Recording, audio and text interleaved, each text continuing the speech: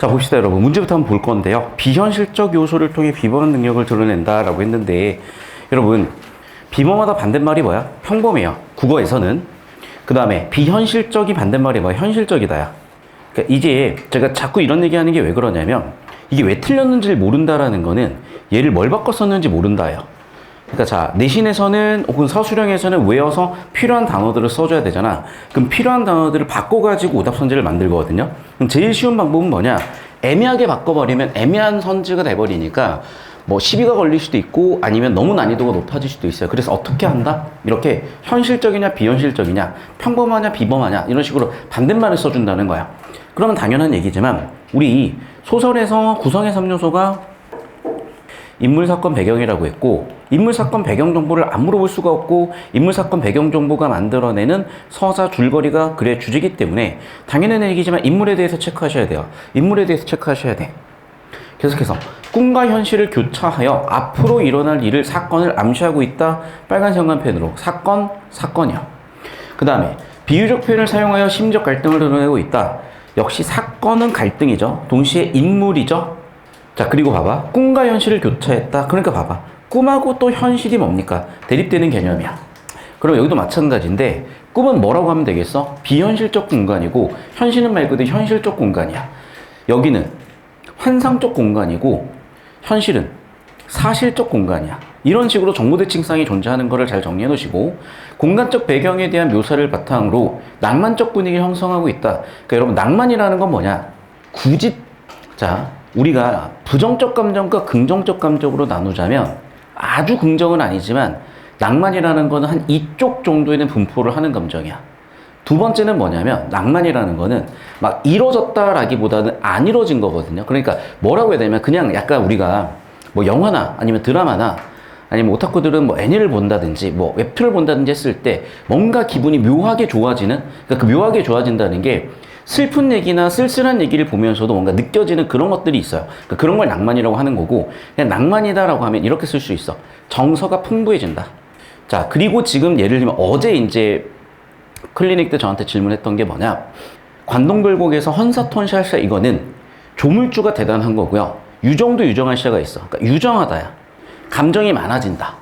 예를 들면 미식가들이 뭐라 그러니 맛이 풍부하다라는 표현을 쓰잖아. 감정이 풍부하다. 이런 것들이요. 그러니까 낭만적이라는 것은 정서가 풍부해진다, 감정이 풍부해진다, 뭐 감정이 많아진다 이런 느낌을 보시면 되겠어.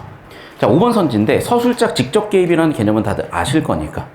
또 봐봐. 서술자가 개입해서 인물을 어떻게 평가한다? 주관적으로 평가하는지, 인물에 대한 평가분까지 있는지도 확인하셔야 될 거고. 자, 그래서 비유적 표현이냐 뭐 묘사냐 이런 기본적인 개념어들은 고1 때는 중요한 것 같아요. 근데 이제 고3이 돼가면서 여기서 변별될 확률은 10% 미만으로 떨어지고 내신에선 중요한 것 같아요. 그런데 고1 내신에서는 중요하더라도 고2 내신 올라가면서 줄어드니까 이건 초등학교, 중학교 또는 고1 잼민이 때 중요했던 거지. 이제 슬슬 우리는 이건 기본이 되셔야 되겠다는 거 좀 알아주셨으면 좋겠고, 그런데 대부분은 뭐냐면 예를 묻더라도 작품의 주제와 관련해서 중요한 정보를 가지고 정답 선지를 설계하니까 이 부분까지 잘 체크해 놓으시고, 두 번째, 그럼 이제 좀 디테일을 파야 되는데 그렇다고 세부 내용 디테일이 아니야. 정보라는 것도 가치 우선순위가 있는 거예요. 정보라는 것도. 자, 우리나라에서 제일 중요한 사람이 누굴까? 대통령이야. 당연한 짓이야. 자, 모든 사람이 동등하다고 하는 민주주의를 할지라도 여러분이 그렇게 지금 배우고 계시지만, 그리고 여러분한테 필요 이상으로 빨리 성장을 드리는 거지만 인류 역사상 그 어느 때를 막론하고 계급이 없었던 시대가 없다니까. 경제적으로 평등하다는 북한을 봐라. 평등하니? 민주주의란 우리나라를 봅시다. 1인 1표를 쓰지만 과연 권력적으로 평등한 것 같아요? 다시 한번 얘기하자면 여러분, 그 잘못된, 그러니까 교과서적인 거랑 현실은 다른 거야. 교과서적으로는 누구나 착하고 누구나 남을 위해 살고 누구나 이타적이고 너무 예쁘고 아름다운 세상인데 현실적으로 그런 세상은 힘들어. 그게 잘못됐다가 아니라.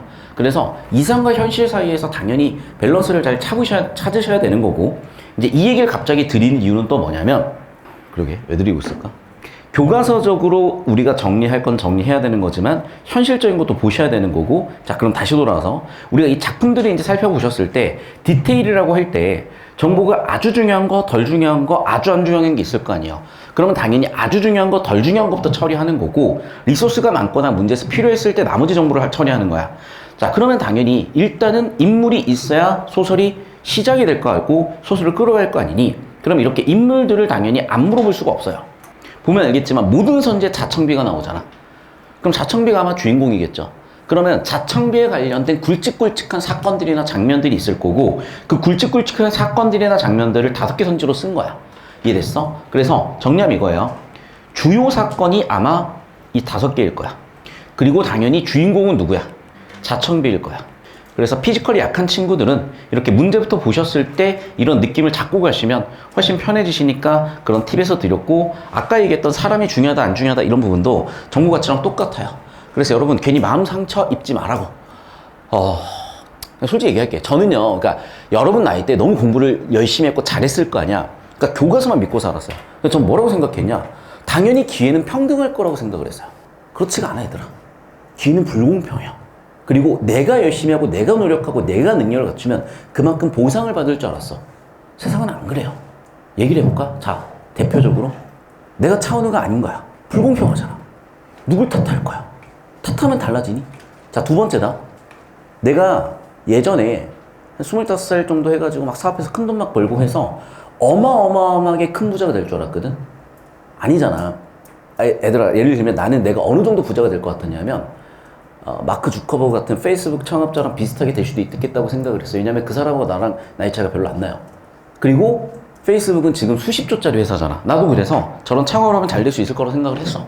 물론 저보다 어린데 제 후배 중에 헤이딜러 창업자 있다고 그랬잖아요. 그런 친구들처럼 막 6천원짜리 6천원이 아니라 6천억짜리 회사를 몇 년 만에 만든 사람들도 있어요. 자, 그러면 이제 그 사람들은 당연히 능력이 대단한 게 맞죠. 내 능력 부족한 거 맞지. 근데 여기서 이제 이거야. 다 필요 없고 아버지가 이건희였어 봐. 아버지가 이재용이었어 봐. 그냥 술만 쉬고 학교만 다녀도 나는 삼성 총수고 수십 조의 재산을 갖게 되고 표면적으로 드러난 재산은 수십 조지 사실은 차명이나 이면으로 있는 게 수백 조는 돼요. 그 얘기야. 그럼 봐. 내가 예를 들면 학원을 차린다고 생각을 해보자. 얘들아, 삼성이 여기 학원 차린다고 생각을 해봐. 여기 있는 모든 학원 다 인수해버릴 수가 있어요. 그 얘기야. 그게 능력이야, 얘들아. 결국엔 여러분 타고나는 건 어쩔 수가 없어. 그러니까 무슨 얘기냐? 너무 교과서적으로만 생각하지 말라고요. 언제? 성인이 되셨을 때는. 그리고 어쩔 수 없이 내 생김새, 부모, 환경, 내 국적 이 모든 것들이 사실은 또 내 능력이 내 총합이야.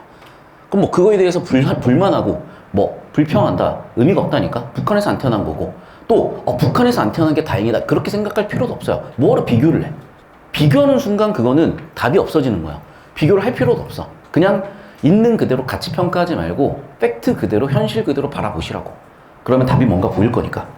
왜 이렇게 할아버지가 돼서 말이 많아졌을까? 재미도 없고. 자, 45번 봅시다. 세경본풀이는 자천비가 농사를 관장하는 세경신이 되기까지의 과정을 담은 제주도 서사무가래요. 보긴 안 봤으면 상당히 어려웠겠네. 자청비란 인간이 신이 됐어. 근데 심지어 뭐야? 제주도 서사무가야.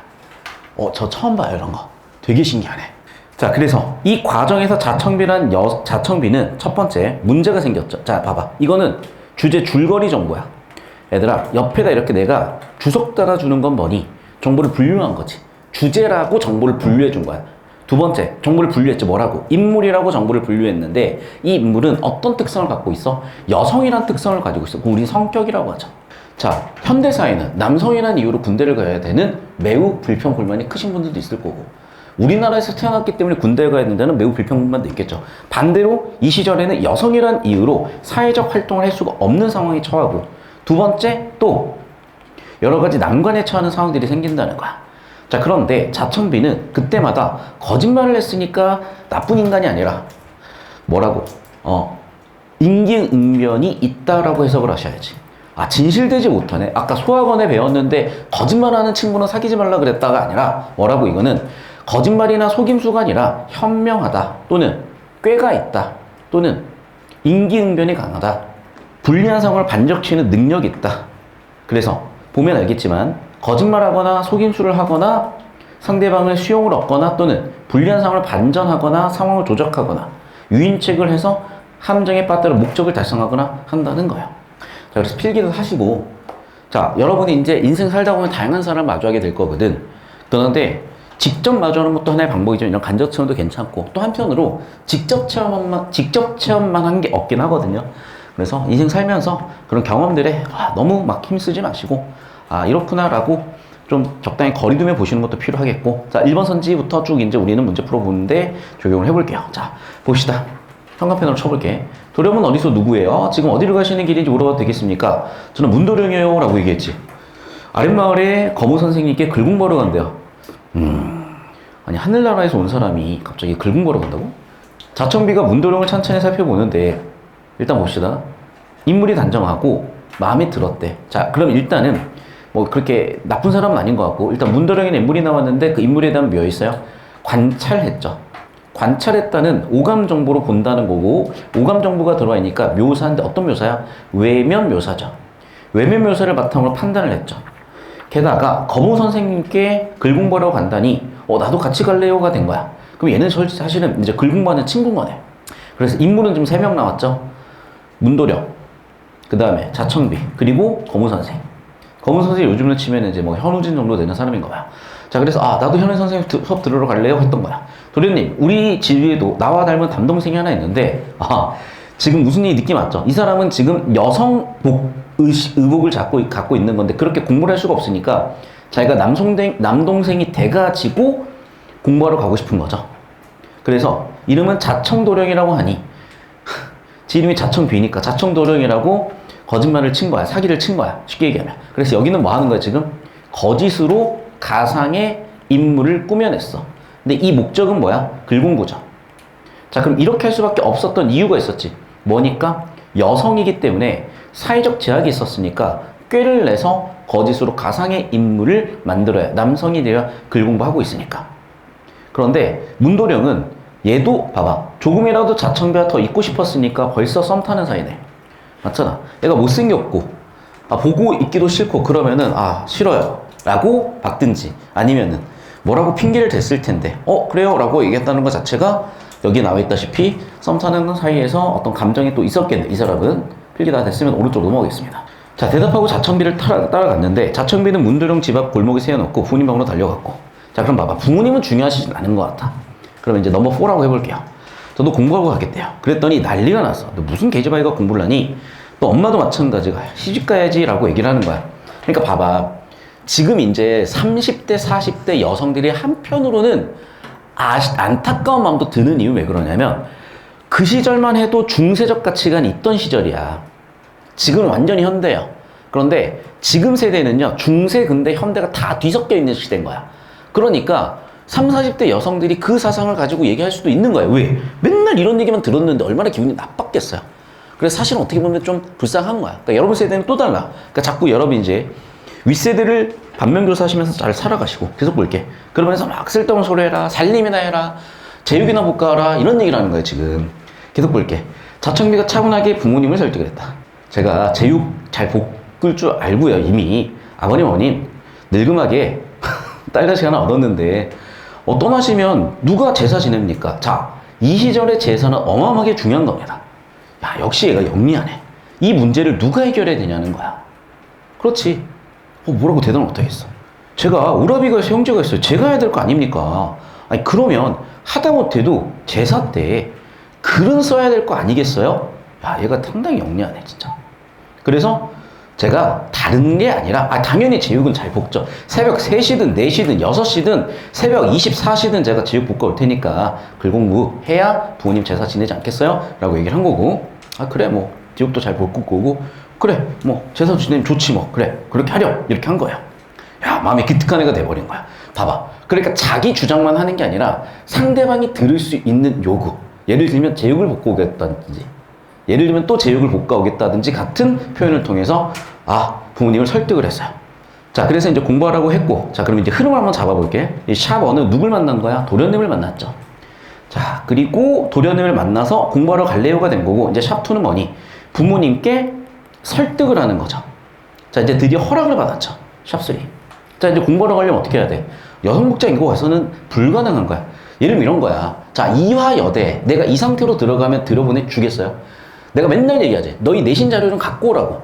내신 자료 아니면 교복 갖고 오라는 이유가 뭐야? 니네 교복을 입고 내가 니네 학교를 들어가야, 그래야 니네 내신 자료를 내가 가져올 수 있다는 거고. 남고고 여고고 상관이 없는데 내가 만약에 여고 교복을 입고 들어간다? 느낌 왔죠 지금? 근데 이제 여고 교복을 입고 들어갈 거면 일단은 머리도 길어야 되고 안 될 것 같지? 그래서 그건 불가능해.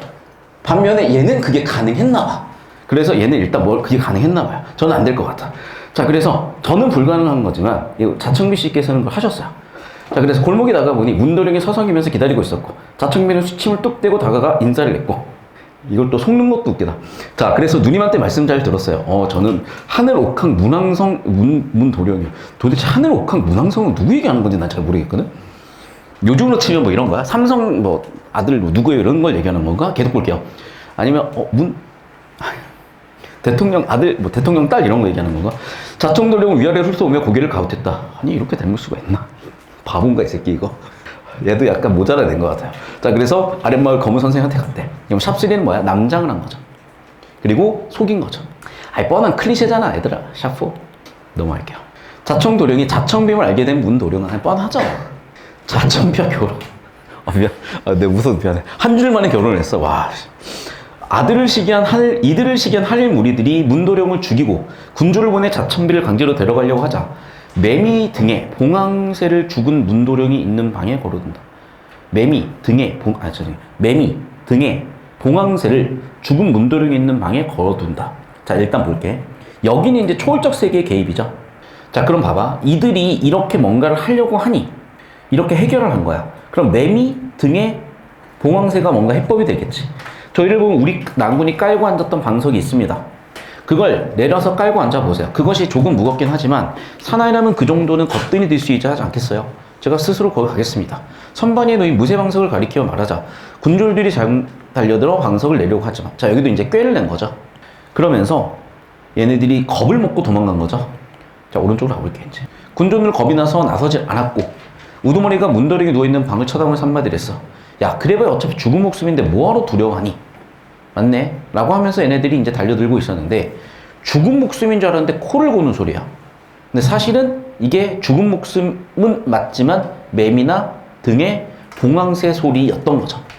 그래서 역시 마찬가지 또 꾀를 내서 속였죠. 그래서 머슴을 시켜가지고 얘네들을 완전히 속였죠. 자, 그리고 위기를 모면한 자청비는 죽은 남편을 살려내기 위해서 꽃밭으로 가가지고 꽃을 얻어왔고, 그래서 남편의 시체에 뿌리자 문도령이 기지개를 켜면서 일어났어요. 이게 예전에 그 주호민이라고 머리가 없는 그 작가가 있었어. 그 작가가 신과 함께라는 어떤 웹툰을 그렸고 그게 영화가 됐었잖아요. 거기에 이런 장면이 나와. 계속 볼게. 별 생각 없이 얘기하는 거예요, 여러분. 자청비는 그 사이 있었던 일을 소상히 알려주었고, 이렇게 서랍구려 하면서 그래 대단하구나 이러면서 였던 거고, 다시 이제 흐름을 잡아볼게. 샵5는 자청비가 위기를 모면하는 장면이고, 샵6는 죽었던 남편을 살려내는 장면이고, 계속해서 볼게요. 자, 이제 하늘 옥황 천자국이 큰 사변이 났고 검은 무리가 난을 일으켜 천자국이 큰 혼란에 빠지는 상황. 그래서 해결을 해야 될 거 아니야. 그 자청비가 해결을 하겠죠. 실제로 해결을 했죠. 어디까지 했냐? 6, 샵 6, 이제 샵 7. 자, 이제 해결을 했고 여기 천자국에 와서 살게 됐죠. 하지만 그걸 거절하고 인간 세상에 들어왔고 대신 어떻게 했어? 제주의 땅에 가가지고 오곡의 씨앗을 내려주세요. 제가 열심히 살겠습니다가 된 거죠. 아마도 그러니까 이런 것 같아. 뭐 조선이 어떻게 시작을 했느냐, 아니면 뭐 고려가 어떻게 시작을 했느냐, 제주도가 어떻게 시작을 했느냐의 배경 설화로서 아마 어느 정도의 팩트에 어느 정도의 비유까지 있었지 않았을까 싶어요. 그래서 제주도가 어떻게 시작을 했는지를 설명하는 그런 설화 중에 하나라고 볼 수가 있을 것 같고, 그래서 이게 요즘은 아니고 한 20년, 10년 전부터 이런 걸 연구를 많이 하셨고, 이제 이런 게 또 모의고사 문제로 나오는 건 또 신선하네요. 자, 43번 문제부터 풀어볼게. 내용 흐름은 대강 보였으니까. 1번. 비현실적 요소를 통해 인물의 비범한 능력을 드러내고 있다. 너무나 당연하죠. 주인공은 누구야? 자청비지. 이 자청비가 중략 이전에는 사실은 현실적이야. 왜? 현실에서도 우리는 그 있잖아. 이중 그 삐끼삐끼 이거 있잖아요. 이거 누가 시작한지 아니? 가승열이라고 되게 잘 노는 아저씨가 한 명 있어요. 걔가 여장을 하고 삐끼삐끼를 쳤는데 걔 대박이 나서 지금 전 세계가 흑인도 백인도 남자도 여자도 어른도 아이도 할 거 없이 누구나 삐끼삐끼를 추고 있어 지금. 그럼 봐. 자, 현실에서 가능한 일이죠. 여장을 하든 남장을 하든. 자, 그런데 죽은 사람을 살렸잖아. 자, 이 부분이 비현실인 거야. 이 부분이. 이해되셨죠? 그래서 현실적 비범하는 내용이 있을 수 있겠지만 어떻게 죽은 사람을 살려내는 그런 준비도 되어 있고 뭔가 할 수 있는 거니까 이런 부분은 비현실적 요소라고 봐야 되는 거고 그런 게 바로 비범한 능력대이고 전체적으로 봤을 때 자청비의 두 가지 능력 현실적으로도 뛰어났고 비현실적으로 뛰어났다. 정답 1번이다. 보시면 되겠고 자 내신 대비니까 2, 3, 4, 5에서 뭐가 틀렸는지 볼게. 꿈과 현실. 꿈은 아니죠. 그래서 뭐라고? 비현실과 현실을 교차했다? 교차도 애매해. 교차는 왔다 갔다 왔다 정도가 돼야 돼요. 왔다 갔다를 교차라고 하진 않거든. 근데 여기는 왔다 갔잖아. 그래서 교차도 엄밀하게는 아니야. 자, 이거 잠깐 설명을 해놓을게 얘들아. 교차가 되려면요. 자, A라는 사건과 B라는 사건이 있을 때 A1, B1 이러면 교차가 아니야. 다시 A1로 와야 돼. 이러면 교차예요. 그런데 어디까지? 여기만 있으면 교차가 아니야. 그러니까 교차가 되려면 왔다 갔다 이렇게 낑겨 있어야 돼. 이런 식으로 이제 뭔가 이렇게 낑겨 있어야지, 이렇게 끼워져 있어야지 교차인데 얘는 지금 이렇게만 있으면 교차가 아닌 거야. 이해되셨죠? 여기까지? 자, 그 다음에 3번 비유적 표현을 사용해서 심리적 갈등. 비유는 있을 수도 있는데 좀 더 찾아보면 심리 갈등, 내적 갈등이 전혀 없는 상황이에요, 이 사람은. 자, 그 다음에 공간적 배경 묘사를 통해서 낭만적 분위기라기보다는 환상적이거나 또는 비현실적을 얘기한 건 맞아요. 근데 여기서 이 사람이 뭔가 감정이 적고 풍부해지고 이런 건 아니잖아. 서술자 직접 개입 주관적 평가도 없었던 것 같고 직접 개입 없었고 정답 1번 마무리 지으시면 되겠습니다. 자 44번 보도록 할게. 자 자청비는 그렇지 여자니까 자기의 문제를 해결하기 위해서는 자청도령이라는 가상인물을 세팅해야 자기들이 같이 글 공부를 하러 갈 수가 있잖아. 따라서 1번 선지 괜찮은 선지고요. 2번 선지 그렇죠. 이 시절의 문제는 부모의 제사니까 그거를 해결해 줄 수 있으니까 당연히 기특하게 여겼겠죠. 3번 군졸들은 문도령이 살아있다고 생각해. 왜? 자청비가 속였으니까. 그래서 도망간 거지. 4번 난을 익힌 군사들은 자청비가 뿌린 꽃에 의해서 숨이 끊어진 게 아니라 그 꽃을 가지고 살리기도 했는데 죽이기도 했던 장면이 아마 있었던 것 같거든. 그래서 꽃의 기능이 생과 사를 만들었는데 일단 생은 누굴 살렸어? 남편을 살렸고 사는 누굴 죽였어? 적을 죽였죠. 좀 이따가 아마 적군 죽이는 장면이 나올 거니까 확인해 보시고 자, 이 부분이죠. 봐. 주어 잡아 얘들아. 내가 항상 의미가 불명확해서 헷갈릴 때는 의미 구조를 보라고 그랬죠. 천지왕은 자청비를 찾아간 게 아니지. 반대로 자청비가 천자왕을 찾아왔죠. 천지왕을 찾아왔죠. 저 잠깐만 이쪽으로 와볼까요? 얘들아 이게 지금 고3도 그렇고 여러분 내신에서도 맨날 틀리는 게 이거야. 주어, 목적어, 서술어를 뒤집어놔요. 자, 주어 누구라고? 왕이 누구를? 자청비를 찾아온 것인지 반대로 자청비가 왕을 찾아간 것인지 주어 목적어를 이렇게 뒤집어 놓고 오답 설계를 한다니까. 그러니까 자꾸 내용 일치 해가지고 부정확하게 보지 마시고 주어 목적어 서술 이렇게 문장 구조 분석을 해보시면 아 이걸 뒤집어 놨구나. 오답 선지가 너무 당연스럽게 보인다고. 저 따라오세요. 그러니까 여러분 이걸 되게 그러려니 하고 보는데 고3들은 대가리가 터졌던 애들이 되게 많아서 저렇게 설명해주면 되게 신기한단 말이야. 아무것도 아닌데. 그러니까 여러분은 지금부터 그냥 당연한 걸로 연습을 해놓으시면 정답 5는 그냥 보였을 겁니다. 자, 마지막 문제 풀고 마무리 짓겠습니다. 1번 선지 볼게요. 자청비가 자청도령 행세를 한 것은 동질성, 여기서 동질성은 뭐니? 남성이어야지 공부를 할 수가 있으니까. 그렇다면 동질성 되겠지. 그러니까 지금의 그 사상도 이 배경 때문이야. 전 이해해요. 맞다는 게 아니라 자청비가 계집아이가 글을 배워서 무엇을 했어? 제육이나 볶아오라고 그렇게 자꾸 얘기를 하니 사회적 제약이죠. 무슨 공부를 하냐고 제육이나 볶아오라고 얘기를 하는 거 제육 볶아오라. 이게 사회적 제약이다 라는 거고 요즘은 이제 말도 안 되는 얘기니까 미안해 얘들아. 얼마 전에 이제 유튜브 보다가 날로라는 사람을 알게 되는데 대단한 명언을 많이 내놓더라고. 그래서 닐카라고 되게 예쁜 그 승무원 출신 BJ가 있어요. 근데 거의 막 사랑에 빠진 눈빛으로 날로를 보고 있는 거야. 그 도대체 저 남자의 매력은 뭘까 궁금해가지고 몇 개를 봤는데 나라도 빠지겠더라. 나라도 빠질 수밖에 없는 매력을 갖고 있었어요. 새벽 3시에 제육볶아오라고 소리를 지르는 그 모습은 와, 그 자체로 내가 진짜 반하겠더라, 진짜. 미안해. 무슨 얘기인지 잘 모르지. 모르는 게 나아요. 자, 3번 선지 볼게. 자청비가 무쇠방석을 우리 난군이 깔고 앉았던 방석이라고 말한 것은 상대방을 함정에 빠뜨려 자신의 편으로 만들게 한 유인책이다. 그게 아니라 상대방을 함정에 빠뜨려 위기를 벗어나게 함이죠. 자, 그래서 핵심 사건을 알고 계셨으면, 느낌을 잡으셨으면 3번 보이셨을 거고, 자꾸 제육 드립쳐서 죄송하고요. 그러니까 이제 무슨 얘기냐? 공부를 못 한다는 거잖아. 여자라는 이유로 공부를 못하겠잖아. 그런 걸 얘기하는 거고, 우리 그 미스터 선샤인 제가 자꾸 얘기하는 이유가, 이것도 막 자꾸 내가 봤을 때 남녀 갈등 이렇게 보면 안 돼. 뭐든지. 미스터 선샤인에 보면은 거기서 마찬가지로 나와. 김태리가 공부를 하겠다고 하니, 그 학당에 다니겠다고 하니 난리가 났어. 그래서 집에 감금당해요. 할아버지 때문에. 근데 할아버지는 걱정인 거야. 왜? 그럴 수 있는 게, 왜? 일단은 자기가 되게 유명한 유학자고, 두 번째는 그게 중요한 게 아니라 자기 아들들이 독립운동하다가 다 죽었어요. 근데 얘도 급필주를 받았잖아. 얘가 공부를 하잖아. 그럼 뭐 하겠어? 가만히 있겠어? 사회운동을 한다고 나설 거 아니야. 그러니까 너는 그냥 곱게 커라. 집에서 수나 나라. 살림이나 해라. 제육이나 볶으라. 라고 했던 건데, 그걸 막으면 당연히 하고 싶은 걸 하게 해야지. 그래서 결국 하잖아요. 결국 하잖아. 그래서 이제 그런 부분에 있어서 사회적 제약이 있었던 그 시대니까 이해를 하시고, 지금 시대는 저는 잘 모르겠어요. 그런데 사회적 제약이 저는 잘 모르겠어. 있는지 없는지 잘 모르겠어요. 양쪽 다. 열심히 살아가세요. 자, 4번 문제 볼게. 4번 선지 볼게. 자천비가 매미 등의 봉황새 박수 소리를 이용한 것은 문도령이 살아있는 것처럼 상황을 미리 조작하여 자신의 불리한 상황을 반전시키기 위한 것으로 볼 수 있대. 그렇죠. 5번 선지도 마찬가지로 확인되셨을 거고, 전체적인 흐름을 보실 수가 있는데, 세경신 이런 건 없었잖아. 그러면 아마도 이 세경신 내용이 작품에서는 이렇게 표현이 됐겠구나까지 보기 바탕으로 확인하시는 내용까지 정리해 놓으시면 되겠습니다.